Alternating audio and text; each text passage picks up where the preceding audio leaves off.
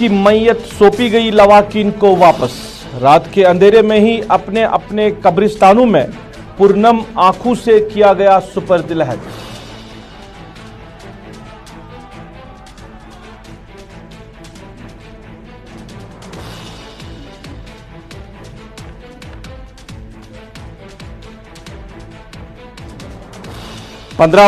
पंद्रह माह बाद वजीर आजम ने जारी कानून को वापस लेने का किया ऐलान। किसानों को कानून न समझाने पर आवाम से मांगी माफी। किसानों ने पार्लियामेंट के जरिए इस कानून के खात्मे तक एहतजाज जारी रखने का लिया फैसला।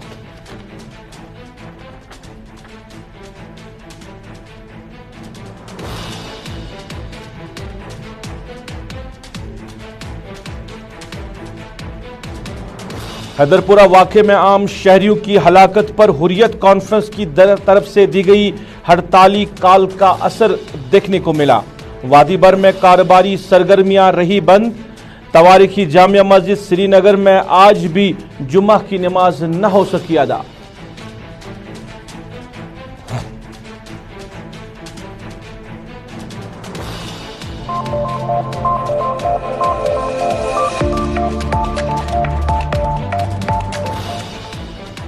अस्सलाम वालेकुम नाजरीन, आप श्रीनगर के गुलिस्तान स्टूडियो से बराह रास्त स्पेशल रिपोर्ट देख रहे हैं। मैं हूं आपका मेजबान रऊफ फारूकी। स्पेशल रिपोर्ट में सबसे पहले बात करेंगे हैदरपुरा हिलाकतों को लेकर। और कल शाम आखिरकार जो लवाकिन की डिमांड थी कि डॉक्टर मुदस्सिर और अल्ताफ अहमद की मैयत को वापस दिया जाए, कल शाम देर गए इंतजामिया ने लवाकिन को दोनों की मैयतें सौंप दी और फिर रात के अंधेरे में ही दोनों को अपने अपने कब्रिस्तानों में सुपर्द लहद कर दिया गया। जो ही दोनों की जो मैयतें हैं उनके घर पहुंचाई गई तो वहां पे सफ़ी मातम बिछ गया। जो ख़वातीन हैं वो सीना को भी करते हुई देखी गई है। और इधर इस हवाले से सियासी जमातों के लीडरान ने अपना रद्द-ए-अमल पेश किया है, क्योंकि यहाँ के सियासी जमातों की बात करें तो एहतजाज हर एक सियासी जमात ने किया। नेशनल कॉन्फ्रेंस, पीडीपी, पीपल्स कॉन्फ्रेंस, सब ने एहतजाज किया और डिमांड ये रखी गई थी सरकार के सामने कि जो इनकी डेड बॉडीज़ है वो लवाकिन को वापस दी जाए, क्योंकि उनकी डिमांड है कि उनको वापस दिया जाए। ये आम शहरी है, उन्होंने कोई और बात सामने नहीं रखी थी। और अब फिर कल शाम देर गए, जब जो ही उनकी डेड बॉडीज़ उनको वापस दी गई तो फिर उनको उनके अपने अपने कब्रिस्तानों में सुपर्द लहद भी कर दिया गया है। और पुरनम आंखों से लोग शिकबार आंखों से रो रहे थे जब उनको सुपर्द लहद कर दिया गया। सियासी जमातों के लीडरान ने मोहम्मद यूसुफ तारिगामी, कांग्रेस के जी मीर और अपनी पार्टी के मुंतज़िर महिदीन ने सरकार के इस फैसले के हवाले से अपना रद्द-ए-अमल पेश करते हुए कहा, हमने पहले दिन से कहा कि ये इस तरह के जो वाक़यात हो रहे हैं और उनको कवर अप करने की बारहा कोशिश की जा रही है। हम नहीं कहते हैं कि मिलिटेंसी को काउंटर नहीं करना चाहिए, मिलिटेंसी को डील नहीं करना चाहिए। उसके लिए तो कोई भी सामने नहीं आता है जहां तक टेररिज्म और सिक्योरिटी फोर्सेस आपस में लड़ते हैं। मगर जब इस तरह के वाक़यात रोनुमा होते हैं कि जो विजिबली किसी भी ऐसी तंजीम में किसी भी ऐसी अस्करियत के साथ इन्वॉल्व नहीं है, उनके साथ इस तरह की डीलिंग नहीं होनी चाहिए जो सरकार ने पहले दिन से बताया। और कांग्रेस पार्टी वाहिद पार्टी है जिन्होंने पहले दिन से कहा कि उनके वारिसों को लाशें मिलने का हक है, वो कानूनी हक है उनको। और दूसरी बात, इस वाक़े को जुडिशियल प्रोब होना चाहिए, मैजिस्ट्रियल प्रोब इसमें तो कुछ भी नहीं, वो तो कवर अप होता है। और अगर एलजी साहब वाकई इस इंसिडेंट को तह तक जाना चाहते हैं तो हमारी आज भी डिमांड है, इसको जुडिशियल प्रोब एक सिटिंग हाई कोर्ट जज के मॉनिटरिंग में होनी चाहिए, ताकि दूध का दूध और पानी का पानी साफ हो जाए। ये हमारी लगातार डिमांड। बंदूक किसी मसले का हल नहीं है।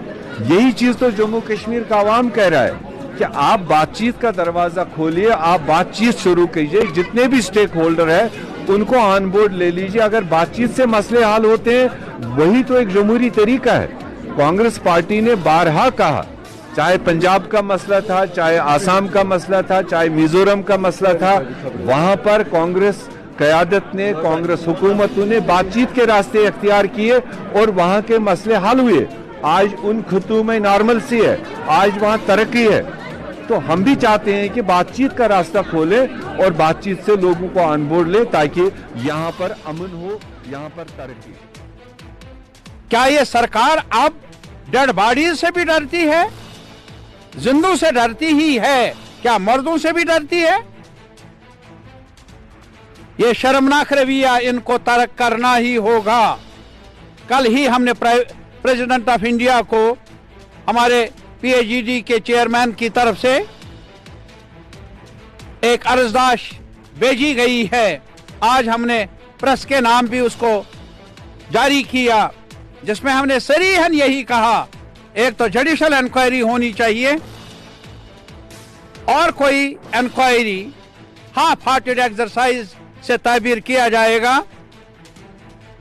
सच्चाई सामने आने से सरकार डरती क्यों है?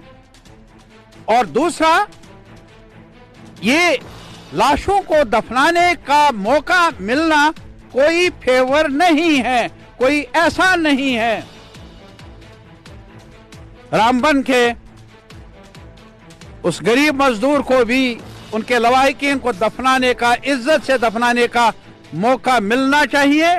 ये हमारा मुतालबा है, ये हमारी हम सब की आवाज है। जो कत्ल आम हुआ सिविलियन का हैदरपुरा में कि 3 बेगुनाहों को कत्ल कर दिया गया, तो इस पर भी ये कोई तंजीम नहीं, ये सिर्फ सियासतदान नहीं, मेरा ये मानना है कि पूरी कश्मीरी कौम, वो चाहे मुसलमान हो, हिंदू हो, सिख हो, ईसाई हो, इस कत्ल नाहक के खिलाफ मैदान में आए। और आज का जो एहतजाज है, दुकानें बंद है, ये उसी के खिलाफ है, उसी खून नाहक के खिलाफ है, उसी का वाशिगाफ ऐलान है। मरकजी सरकार को होश आना चाहिए कि यहाँ के लोग अगर डर के मारे दबे हुए हैं, सहमे हुए हैं, लेकिन आपसी भाईचारे, प्यार, मोहब्बत और उससे नहीं हटे हैं और किसी भी सूरत में बेगुनाहों के खून के हक में है, चाहे वो किसी भी फिर कैसे हो। न हम फौजियों के कत्ल के हक में खुश हैं, न हम अपने जो बच्चे राह से फरार हो चुके हैं, न उनके कत्ल के हक में खुश हैं, न हम सिविलियन के कत्ल के हक में खुश हैं। हम यही चाहते हैं कि हमारा कश्मीर, रियासती जम्मू कश्मीर जो थी, वो उसी भाईचारे से रहे, उसी प्यार, मोहब्बत और अमन आश्ती से दोबारा रहने लगे, नया कश्मीर बने जैसे हम 89 से पहले रहते थे। जुडिशियल इंक्वायरी की जाए, लेकिन अब इन्होंने ये किया तो एक चीज है, अल्हम्दुलिल्लाह, वो जो ऑफिसर साहब उसके लिए मुंतखब किए गए, वो बड़े ऑनेस्ट ऑफिसर हैं।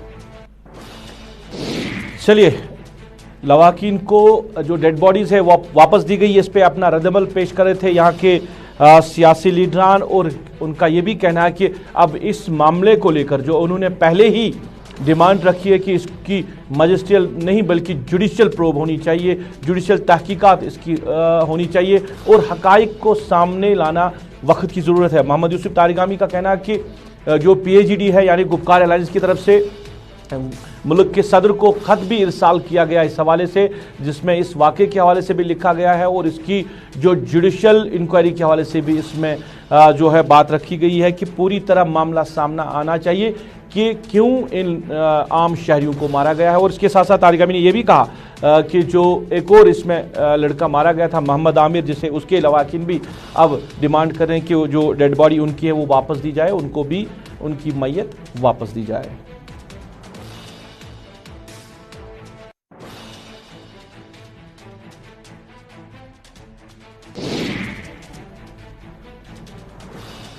नाज़रीन, आप स्पेशल रिपोर्ट देख रहे हैं। बात जरा करेंगे सरकार के फैसले के हवाले से। तकरीबन 15 माह के तवील मुद्दत के बाद वज़ीर-ए-आज़म नरेंद्र मोदी ने ज़री कानून को वापस लेने का ऐलान किया है और कौम से खिताब करते हुए वज़ीर-ए-आज़म ने कहा कि ज़री कानून जो नाफिज करने के बाद ये कानून हम किसानों को न समझा सके, जिसके लिए उन्होंने किसानों से माफ़ी मांगी है। उनका कहना था कि जो किसान है वो अपने एहतिजाज ख़त्म करे, वो अपने घर चले जाए, वो अपना काम शुरू करे, क्योंकि सरकार ने कानून नाफिज किया था। अब इस कानून को उन्होंने वापस भी लिया है और कौम से खिताब के दौरान उन्होंने अवाम से माफ़ी भी मांगी है। आज देशवासियों से क्षमा मांगते हुए सच्चे मन से और पवित्र हृदय से कहना चाहता हूं कि शायद हमारी तपस्या में ही कोई कमी रही होगी, जिसके कारण दिए के प्रकाश जैसा सत्य कुछ किसान भाइयों को हम समझा नहीं पाए। आज गुरु नानक देव जी का पवित्र प्रकाश पर्व है। ये समय किसी को भी दोष देने का नहीं है।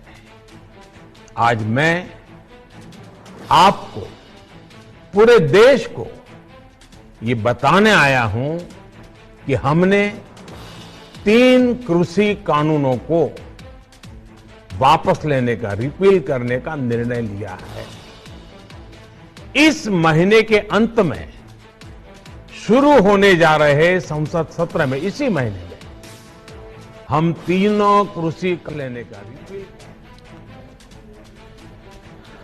चलिए, वजीर आजम ने कौम से खिताब किया और जिसमें इन 3 जो जरी कानून थे इनके वापस लेने की बात उन्होंने की है। इधर किसान जो लीडरान हैं उन्होंने एहतिजाज जारी रखने का फिलहाल फैसला लिया है। उनका कहना है कि जब तक इस कानून को पार्लियामेंट के जरिए ख़त्म नहीं किया जाएगा और तब तक ये जो एहतिजाज है वो जारी रहेगा। और ये भी आपको बताते चले कि 15 माह के इस तवील एहतिजाज में तकरीबन 750 के करीब किसान जो है वो जांबाक हो गए हैं। यहाँ के सियासी लीडरान ने इस फैसले के हवाले से अपना रद्द-ए-अमल पेश किया, क्योंकि जो ही ये कानून नाफिज किए गए थे तब यहाँ के लीडरान ने भी किसानों के साथ जो है उनका साथ दिया था, उनका समर्थन किया था कि किसानों के खिलाफ ये कानून जो है ये किसानों के साथ ज्यादती है। तो यहाँ के जो मुख्तलिफ पॉलिटिकल पार्टीज के लीडरान हैं, खासकर मोहम्मद यूसुफ तारिगामी की बात करें, इसके साथ साथ कांग्रेस के जे मीर और मुंतजिर मोहिद्दीन, इन्होंने इस कानून को वापस लेने के हवाले से भी अपना रद्द-ए-अमल पेश किया।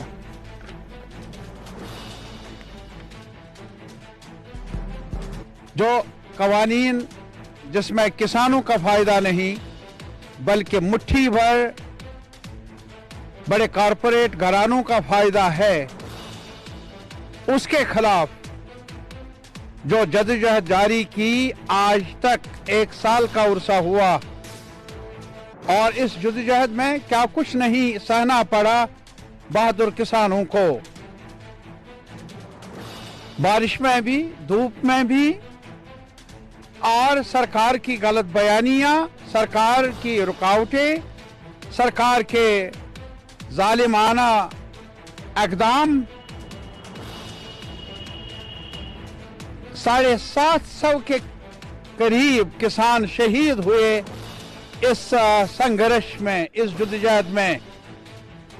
तब जाकर सरकार को आज दंड होना पड़ा, झुकना पड़ा बहादुर किसानों के सामने, उनकी मांगों के सामने।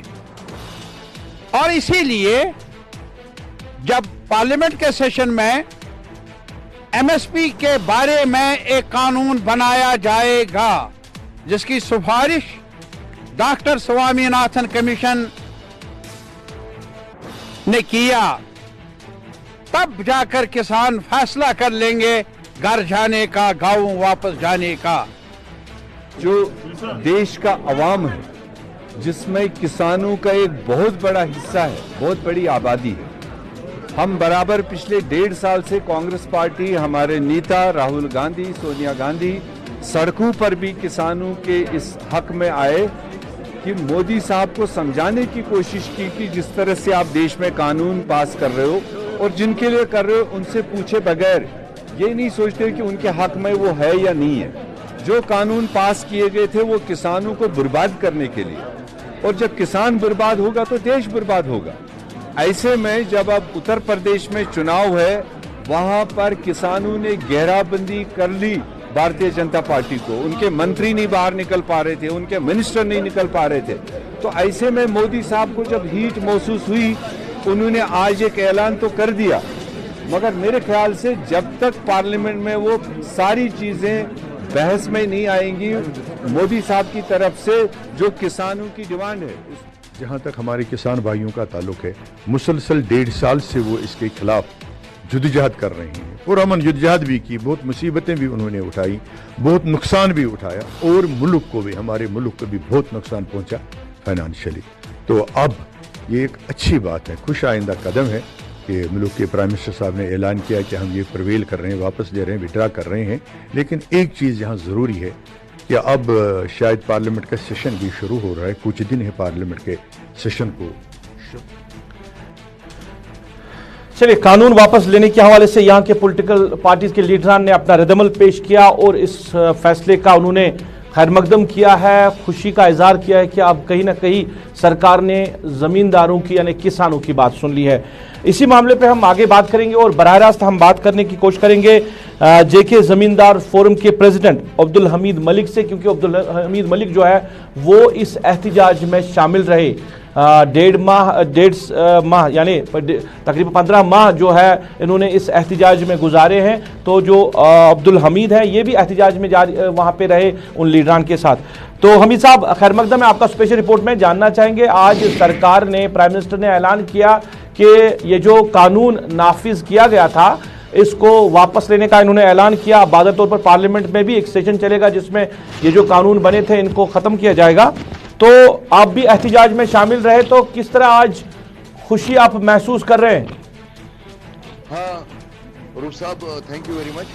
तो एक अच्छा यू टर्न था, क्योंकि इलेक्शन सर पर है, यू टर्न था, क्योंकि आपको पता है कि आज दिखा दिया किसानों ने कि तानाशाही यहां नहीं चलेगी, और एक तानाशाह ने मान लिया 14 मंथ्स के बाद कि मैं गलत हूं और किसान सही थे। मगर इसमें जो हमने खोया वो हम वापस नहीं ला सकते, क्योंकि हमने 700 किसान खोए, उनके घर वालों ने अपने बेटे खोए, कुछ घर वालों ने अपने बाप खोए, कुछ महिलाओं ने अपने पति खोए। ये एक बड़ा नुकसान है, ये रोका जा सकता था मगर रोकने की कोशिश नहीं की गई, क्योंकि जनवरी में जब लास्ट मुलाकात हुई, लास्ट बात हुई, तो उस दिन भी रोक सकते थे। हमने उनको समझाने की बहुत कोशिश की कि ये जो लॉ है ये अच्छे नहीं है, ये लोगों के हित में नहीं है, ये लोगों के फायदेमंद कानून नहीं है। तो मगर उस दिन न मानना और आज मानना बहुत फर्क है। 700 शहीद हो गए, तो काफी गमजदा भी है। तो उनको हम श्रद्धांजलि देते हैं जिन्होंने इसमें हिस्सा लिया, और जिनने जो शहीद हुए उनके खानदानों से मैं ये जानना चाहूंगा जब ये कानून नाफिज किया गया था तब सरकार जिद पे थी कि ये वापस नहीं लेंगे ये कानून। सरकार उन्होंने नाफिज किया है और इस कानून को बनाए रखना सरकार की तरजीह है। जब आप एहतिजाज में शामिल हुए, जब आप वहां पे गए, क्या आपको उम्मीद थी या लीडरान को वहां पे उम्मीद थी कि इस कानून को वापस लिया जाएगा, अगरचे इसमें आप 15 महीने ही लगे? रूफ साहब, ये मालूम था कि होगा, क्योंकि हमारे इरादे पुख्ते थे। तो हमें पता था इसको हम मनवा लेंगे, क्योंकि हमने इसको वोट की चोट जो वहां तब क्या बोलते हैं ममता बनर्जी के यहाँ जो वेस्ट बंगाल था, वहां जो वोट की चोट इसको पड़ी, उसको लगा कि अब मुझे ये वोट की चोट और 5 स्टेटों में लगेगी, जिसमें सबसे बड़ी स्टेट यूपी स्टेट है। तो इसको खतरा लगा, इसको पता कि अब कुर्सी जाने वाली है। तो इसलिए आज एक यू टर्न था और उनको भी जवाब मिला। जो इसके मंत्री हमें कभी नक्सली, कभी खालिस्तानी, कभी पाकिस्तानी कहते थे, वो आज लोगों को क्या जवाब देंगे? और वो चलने जो 14 महीनों से ये कह रही थी कि ये अच्छे ला है, इनसे फायदा है, वो क्या आज लोगों को कहेंगी?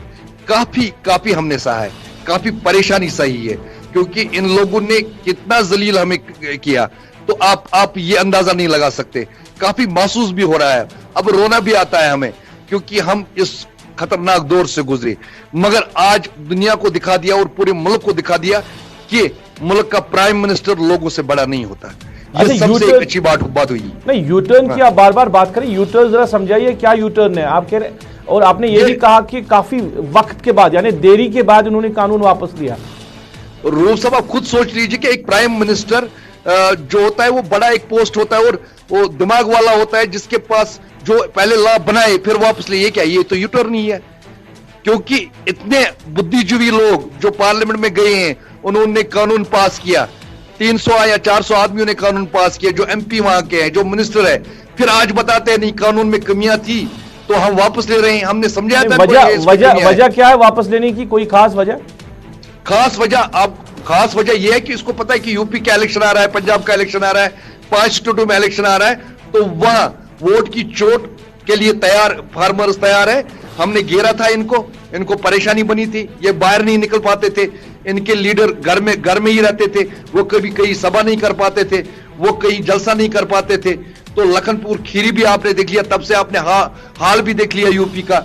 यूपी में इनकी हालत बहुत बुरी है, बुरी होगी, आगे भी बुरी होगी, क्योंकि लोगों को समझ आया ये वो आदमी है जो अपने ही फैसले वापस लेता है, यानी कि ये खुद अपने फैसले गलत साबित करता है और गलती करके पछताता है। क्योंकि ऐसे प्राइम मिनिस्टर की हमें अब जरूरत नहीं है जो गलती करके वापस ले और लोगों को रुलाए और लोगों की उस मसले में जान जाए। चलिए हमीद साहब, हम तक बात पहुंचाने के लिए बहुत बहुत शुक्रिया। जम्मू कश्मीर जमींदार फोरम के प्रेसिडेंट अब्दुल हमीद बात कर रहे थे और इस फैसले के हवाले से उन्होंने अपने तासुरात का इजहार किया।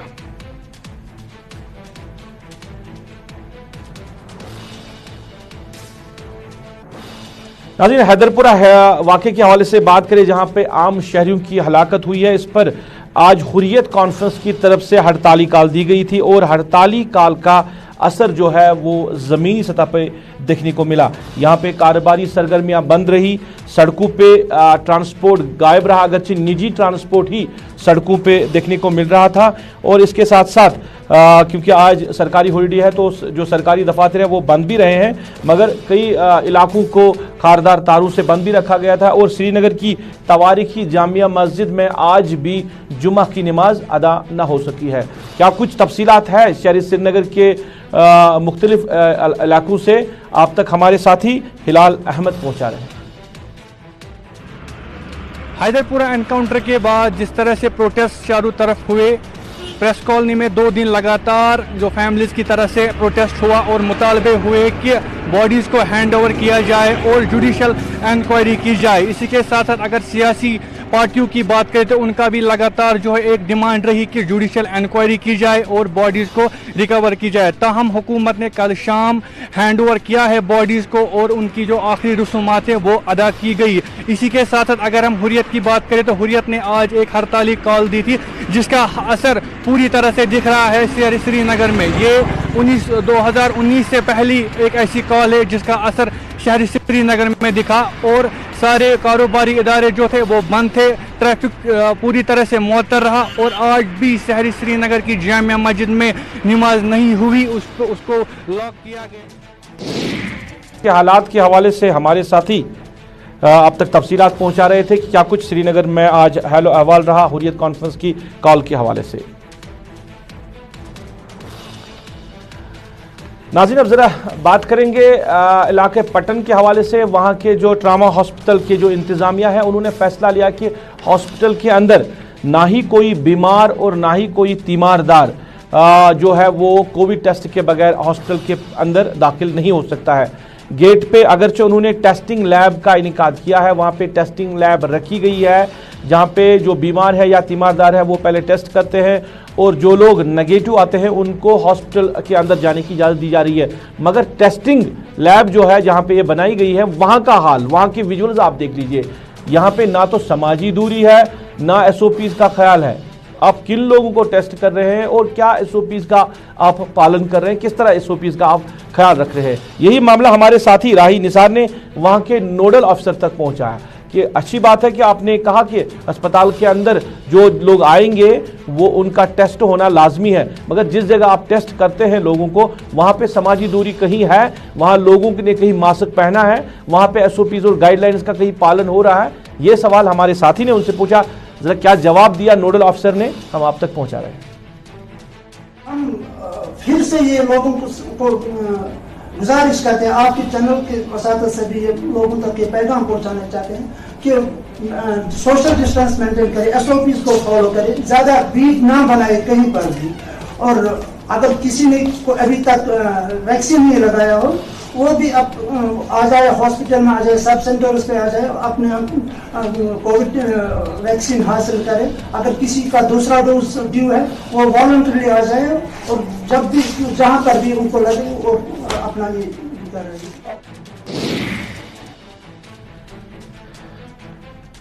नाज़रीन, गुरु पुरब का आज त्यौहार निहायत ही अकीदत व एहतराम के साथ मनाया गया है। मुख्तलिफ जो गुरुद्वारा है वहाँ पे जो मजालिस है उनको कायम किया गया था और मुख्तलिफ जगह पे भी जो मेडिकल कैंप्स लगाए गए थे आज के दिन के हवाले से। सबसे बड़ी तकरीब जो श्रीनगर की छठी पातशाही रहनवारी में हुई है वो वहाँ पे यूनाइटेड सिख फोरम की तरफ से मेडिकल कैंप का इनेकाद भी किया गया था।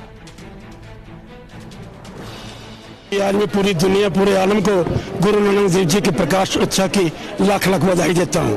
आज हमारे पहले गुरु, पहली पातशाही, पहले गुरु नानक देव जी के जन्म उत्सव की मैं सबको मुबारकबाद देता हूँ।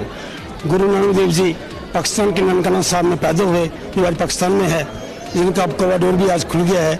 गुरु नानक देव जी का फरमान है, और अल्लाह नूर पाया कुदरत के सब बंदे, एक नूर पे सब जब उपजा, कौन पाले कौन बंदे। आज सिख धर्म के बानी गुरु नानक देव जी पातशाह का